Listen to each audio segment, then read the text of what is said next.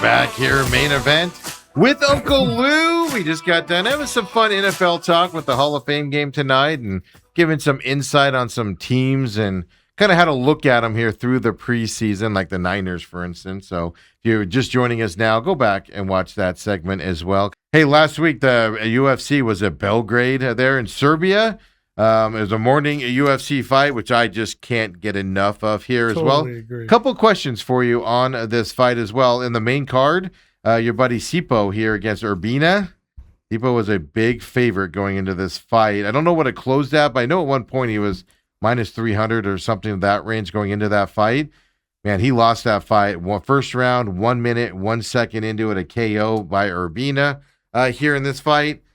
It's your thoughts there on Urbina and or Sipo here in this fight. Yeah, well, we picked one that I had Sipo in a parlay on from the webpage. So clearly I judged him wrong. It was more a fade of Gil Urbina than it was Sipo, but Urbina, who went from 70 to 85, looked good. I thought it would be a disaster move. Wasn't a disaster move. He looks good. He KOs him in round one. I lose my parlay. I learn a little bit, and we move on to the next fights. Absolutely. From that interesting card here in Belgrade, wasn't it the most fights, finishes in a fight card? Yep. Was it 9 total? I think is what it ended up being. I mean, this was a I'll say it's a fast card is what I would call it in these fights. I enjoyed it a lot. And then you get up here, to the main event. Well, Tybura first, I wanted to just ask about. Ended up being a third-round decision here for Rakic here in this heavyweight bout. In this fight here, I don't tell me if I'm right or wrong here, but I thought you were favoring Tybura, or you thought Tybura had a chance in this fight, or am I misremembering on this? Well, first of all, he's 6 years older at 40. I wouldn't have bet him. Okay. And I didn't know. I don't, that wasn't a fight we were really targeting. Yeah. I released 2 fights the day of the fight card. However, I used Twitter.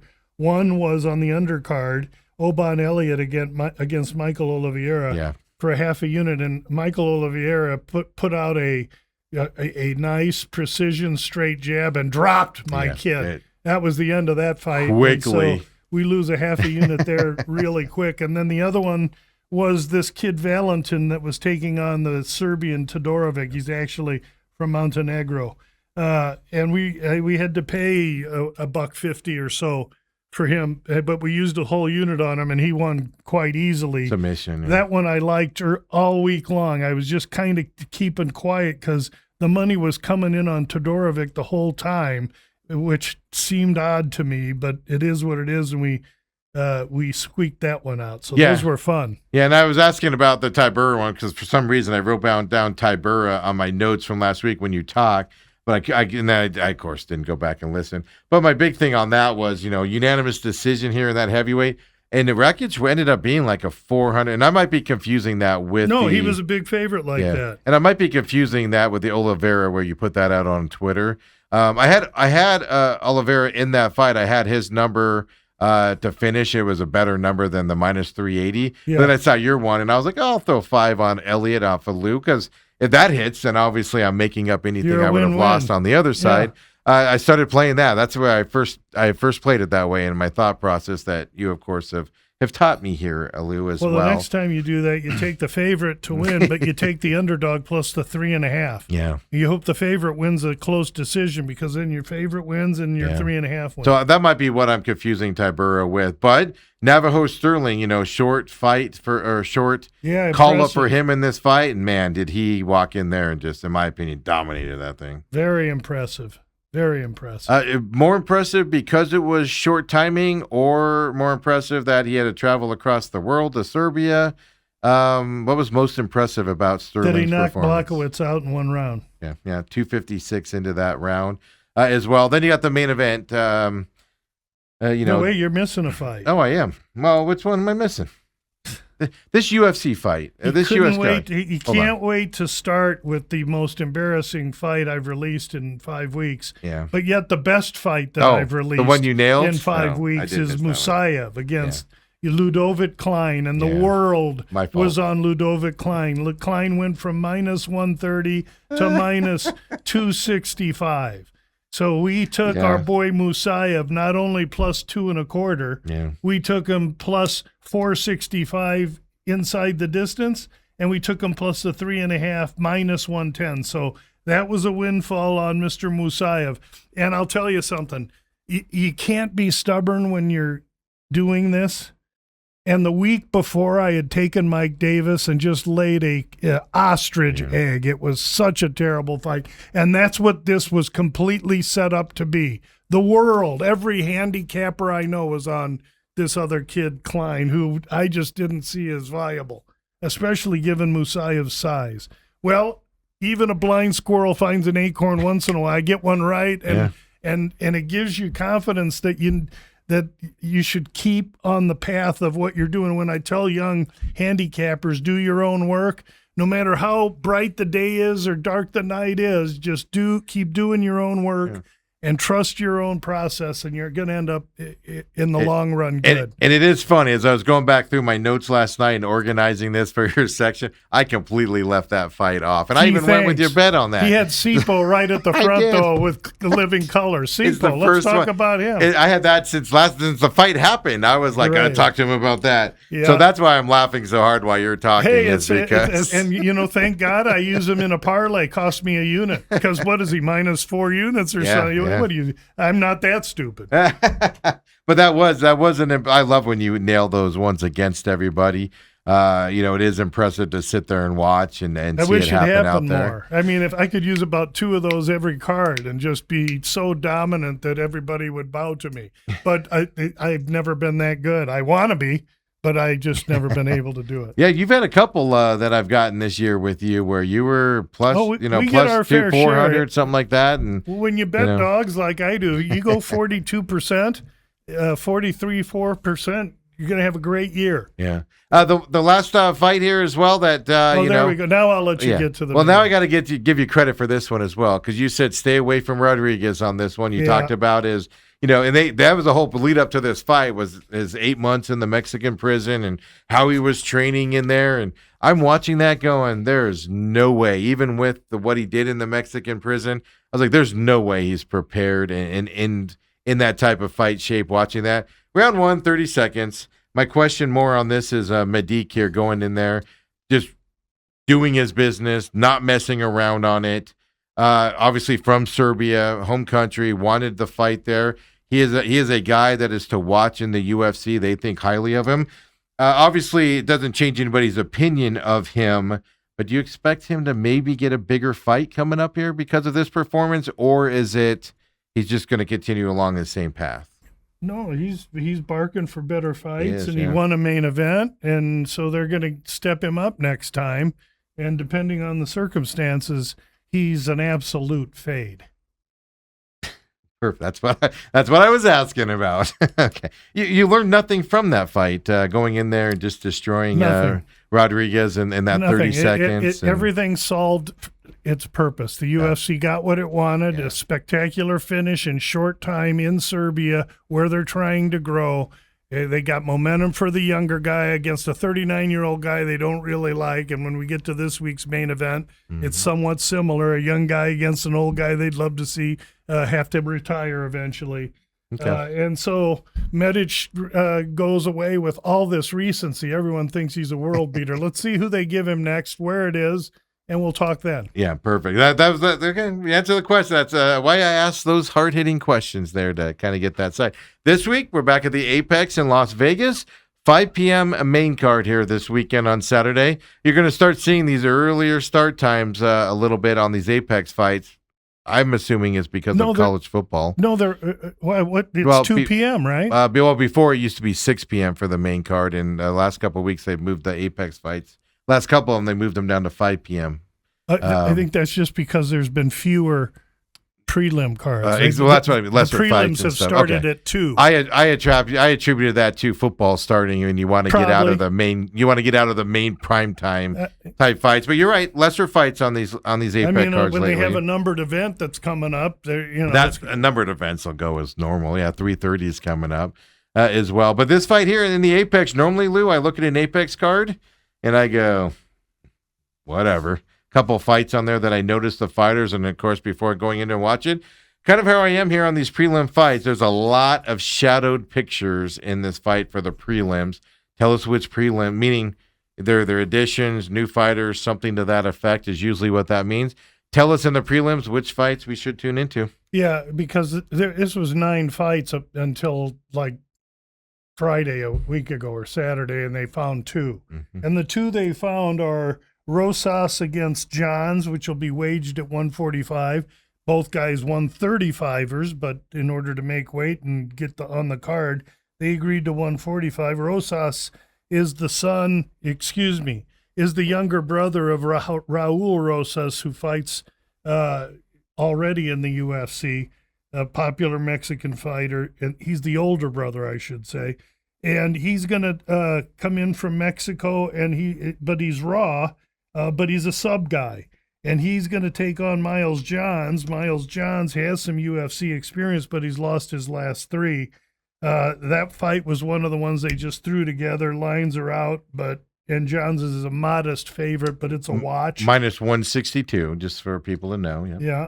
And so the next one is Souza against Miranda. Now, this one will be one of the early fights, but this is a fight you want to watch because these 2 guys are going to get it on. Miranda's tough and durable.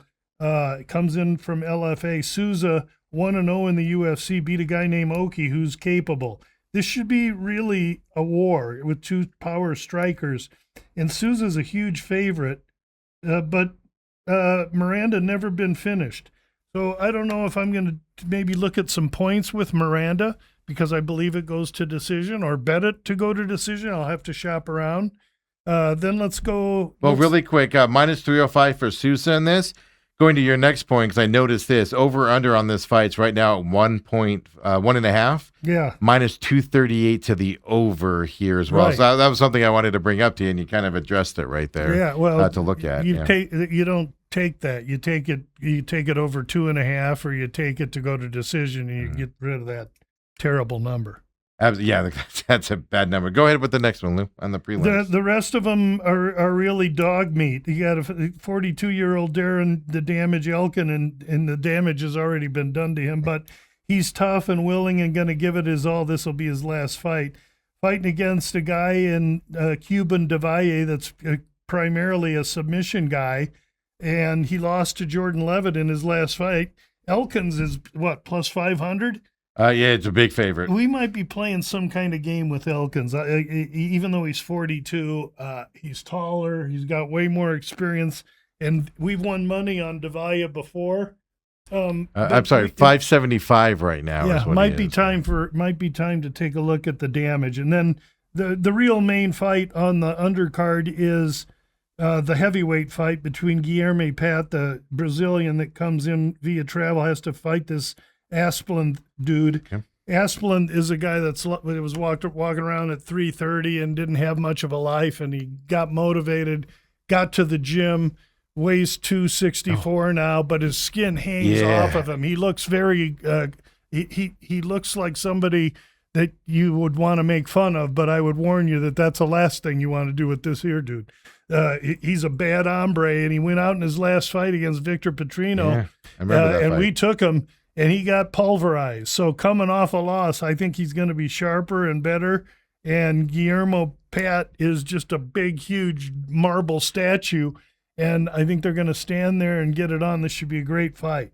Minus 290 right now for Asplund in this fight. Over under 1.5. Minus 215 to the over in this fight. Yeah. Yeah, you might want to. You have to worry about cardio in this one if it goes late into that second round, into the third. Yeah, because 2 big polar bears going to be leaning on each other. Because if I remember right, Asplund, it might not have been his last fight. It might have been the one before. But I do remember him leaning at one point to where it was just, tired swings there. No, he's mostly knocked dudes out. Okay. He's an aggressive dude with a lot of power, and he's going to be looking to knock this dude out, too. Okay, so, perfect. So those are the numbers on that. You might take Asplund inside the distance. We'll have to see. I could go over, too, but I see Asplund one way or another. And those are your prelim fights. Let's get into that main event here. Starts off welterweight bout. Billy Ray Goff, Ty Miller here battling it out. Ty Miller's a minus 400 favorite, Lou. Yeah, and he's long and tall, and he's going to have 5-inch reach, 4 inches of height. He's just going to be picking down at the incoming Goff. Goff's been inactive, although he's durable and tough, which makes for a decision fight for Miller. Yeah, that's what's interesting that you say that, because over-under on this one's 1.5 as well, minus 210 to the over type of a situation. I'm surprised at 1.5 we're seeing on some decision-type fights, that at least that you're commenting on coming into that. Now, next up, we have a women's strawweight fight here. Lemos and Thonaraya. Is this sandwich time, Lou, or are we paying attention to this? No, we're paying attention because Lemos is someone I released on the digital magazine at better like 215 or so. She's a big underdog, but she's 39 plus 215 right now, and 11 years older than the Brazilian. The Brazilian is very young, level of competition very low. Hasn't fought anywhere near the kind of quality Lemos has. Lemos has fought the elite for years in this division. And if she loses Lemos, she's pretty much done. So this is going to be a desperate fight. We're going to get her best effort against a gal that I think is just too much too soon in Thainara. And we're going to use Lemos here at plus 215 and trust that she can maintain distance, keep Thainara on the outside, and knock her out. I was gonna say, are you looking? That's what I was just going to ask. Are you looking for a finish in this fight or a decision? Well, because I'm taking the underdog, sure, I'd take it with the first punch, but it's probably going to decision. Okay. And at 2.5 minus 200 to the over, I like the over. I like Lemos decision, and we may play a game with Lemos decision, and Lemos points. We'll see. Perfect for that fight here. And my site's all messed up here. Did we already talk about the Elkins fight? Yeah. Okay, that's what I thought. I just wanted to say, you said plus 570. I'm sorry, minus 850 for Del Valle. Yeah, and you said right plus 575 for Elkins, and that's too much. That isn't representative of their skills. Sorry, my screen that I use is all messed up. Your screen sounds like your mind is all it has that polluted. Fight out of order, Lou, is what that has. I wonder, you got a margarita over there or something? What's going on? I don't know why it has a fight like clear up at the top, past the main event one. I'm like, that's not the main event one. Why is that so high up there? Lightweight bout, Diego. Nobody at home cares about my problems. Diego Ferreira and Billy Quarantillo here in the lightweight bout. Right now, Ferreira is a minus 170 favorite going into this fight. Yeah, this is the co-main event. Now, here's one that's lined 1.5 with an under minus 140 or 145. So you got 2.5 right now, minus 185 to the under. Oh, beautiful, which means there's 1.5s and 2.5s out there. And so what I would do, I would look at that 2.5 and go under. I see a 2.5 under 200. I see a 2.5 under minus 170. I see 1.5 over minus 145. Really?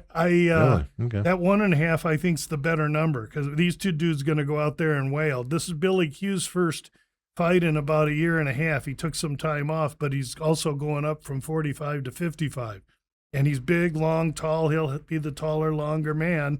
And at 39, he'll also be the younger man in the fight because he's fighting. He's 37 and Ferreira's 41, but Ferreira is still a vicious fighter. And for the first round and a half, this is going to be a wicked fight. One of them's going to connect with the other. I don't know who's going to knock who out, but I like the dog price. I like the dog. I like him at 155. I might take a little stab at him. At plus 142 right now, and I use DraftKings on the show for you guys to know at home. So this is Thursday morning on DraftKings are the numbers that I'm reading off for everybody out there, just so you know. Out there as well. Then you got the main card, Gamrot and Salkeeld this weekend. Salkeeld is a minus 145 favorite going into this fight. Minus 142 technically right now on DraftKings. Over under 3.5. The overs minus 125. 135 to the over right now as well into this bout. Lightweight fight here for the main card. Yeah, so again, here's a fight with 3.5s and 4.5s. And I might do something with that this week. Saul killed Gamrot. Gamrot is he's going to be the shorter fighter by 2 inches. He's 11 years the older man, and he's a lefty, but he's going to be giving away 5 inches of reach and 3 inches of leg reach to this Saul killed. Gamrot's a Polish vice grip wrestler, and he's very good. He's unrelenting, but he can be chinny. And to wrestlers, striking and strike defense is their least intuitive response in mixed martial arts, or trait in mixed martial arts. And so that's true with Gamrot, though he can strike. Salkeld, very, very much younger, but he makes a huge step up in class of opponent. And is he ready for it? Well, he's 11 years younger, he's longer, taller, he's got power in his hands, and he believes he's ready for this fight. I do know that this is the typical kind of fight that the UFC would love to see Salkeld win. He's an Aussie. They can promote him in that area. It would be perfect for them. He's 26, the old wrestler that's going to take you down and present a boring fight, though that works great for guys named Aliyev in Abu Dhabi. That doesn't work anywhere else, and they don't want it here. So any kind of close something, we got to be aware that, Salkeld makes some sense. And when you're going to get a kid 11 years younger, which represents 70 or 72% win percentage when you're that much younger than the opponent, you got to take him. And I look at the price I'm paying, -1. I see a -142 out there. I see a -144 out there, 145 at Circa. I think you got to take a look at Salkeld here. I don't know that I'll take him in that minus capability. Do I parlay him? Do I look at points? I don't know what, or method of victory. I don't know yet, but I'll know Friday on the Bout Business podcast. Absolutely. That's why you tune in. That comes out after the weigh-ins, 11 o'clock-ish. Yes, and so that's, the weigh-ins will be 9 to 11 PST. Yeah. So by noon Pacific, the podcast. So check that. I always try to retweet it out on the main event page. So if you're following us there as well, when I do see it from that side. As well. So big fight on the Apex here this weekend. I just wanted to update everybody here really quick and everything, because we have a few fights coming up, right? They go to Philadelphia after that, Sacramento, but here in the Phoenix area where we record this show at here and everything, we do have a fight coming here to Desert Diamond Arena. They've released a few more fights for this. September 12th. Ethan's question is that a fight you're interested in going to at all, or would you rather watch it at home because it is local? Yeah, I have been to numerous UFC events as a spectator. I've been to numerous UFC events as a press-credentialed press member, and honestly, I don't want the heat, the parking, the crowds, and the brain damage. Plus, I'm on a computer and often betting live or in between rounds during these fights, especially during football season. It's more prudent for me to be in my office than go to the fights. However, if anyone ever decides to go to the fights, it's critical that you know where to sit. It sounds funny, but if you get behind a stanchion, you're done. Yeah. And if you get ground level, you're paying too much for no perspective. You end up watching the TV. So if you ever go, you send me an email and I'll tell you where to sit. Yeah, it's coming up. Desert Diamond. Last week they just had the card at that time. Is that Oliveira and Sarukian? It's Rodriguez and Silva. Is who they added onto that fight. Oh, that's good. But it's got Acosta and Blades. That's what I told everybody last week. They only had a couple of fights in that. It has who? It's Cortez Acosta fights here. And then Blades as well in this fight. That's a good fight. That was last week, but they added Rodriguez and Silva this week as on top event. of it. And Silva's that Brazilian Barker, and Rodriguez, long, tall Mexican that's going to be well represented here. That's going to be a great fight. Yeah, Dan Ige is in this fight. Ige against David Martinez. I'm always going to screw that name up. Martinez, a Mexican fieder. He'll have the crowd. Tim Elliott, he's a local fighter? No, he's not. He fights out of Kansas City. He's a little bit of a coal miner, For some reason I thought, but he's got Edgar Chairez. And again, another Mexican against somebody shipping in. That's going to be a great fight. They're giving us more and more names onto this fight and everything. So, when I saw Rodriguez Silva, I was like, wait, what? That might be something I might need to go and Elliot Chairez. That's going to be a great clash. Elliot's going to want to clasp him and roll him on the ground, and Chairez going to want to – he's a Mexican fighter, long, lanky, and he's got some power in his his hands. That'll be a great fight. Yeah, so we're a month away or so on that, but that is actually a good question. Is that going to go to that? But they're adding people to that. We'll keep you in tuned on that. And also Saturday, September 12th, 2 p.m. our time here as well. So for the main card to start here as well out there in Glendale at Desert Diamond Arena. For so the not main a late card the main card starts at 2 p.m. So the Noche prelims UFC are like 11? I'll get you that time here. Oh, they don't even have it listed yet. That's how they're literally just throwing bouts out there. That means they're avoiding, Penn football. State and Ohio State at 6 o'clock or something the football like that. there. And I wonder also with the, the Noche, so Mexican time frames, if there weren't thinking about that kind of also. But that's even earlier than us because Mexico's. Oh, you know what? Well, no, you know what? Geography, sometimes they're in the central time zone, so that may work. Yeah, so that's coming up. I wanted to update everybody on that because when I saw that card go in there, or that fight go in there, I was like, ooh. That's going to be a whale of a fight card. So, I don't look that far ahead because I know you don't. I'm just trying to. What for you is just more of they're adding those fights. I don't even know where and they it's a are local. next week. Next week, I think, is 3:30 in L.A., I think. No, it's isn't that the Pennsylvania one here? I'll tell you right here. Philadelphia, 6 p.m. in Philadelphia next Saturday. 6 p.m. is the main card. What's the event called? I'm sorry. That is UFC 3:30. Yeah, next week. And it's from Philly. Philly, yeah. And what's the main event? That's Makachev and Gary. Yeah, Gary. For that one as well. Then we get your boy, the RoboCop, the fight after that in Sacramento. Rodriguez there. Against Hernandez. That's a fascinating, a big, huge, strong, physical power striker grappler against a nimble, thin, coming off a loss, dangerous grappler striker himself. RoboCop will have the power advantage, and Hernandez will have the cardio and quickness advantage. Should be an unbelievable fight. Folks, he just named that 2 fights away from now. He named the 2 fighters and gave you the description of them off the top of his head. And that's why we call him Uncle Lou, folks, as well. Lou, appreciate you joining us here today, as always. Next Thursday, thanks for having me. More NFL talk, of course, UFC as well. So come and join us live on YouTube, TME Media AZ. And, of course, catch us on demand or on your podcast stations as well, folks. We'll see you tomorrow. 8 a.m. is where you find us here at the main event. Let's have some fun here on a Thursday night Hall of Fame game. Enjoy preseason football as much as you can, folks. See you later.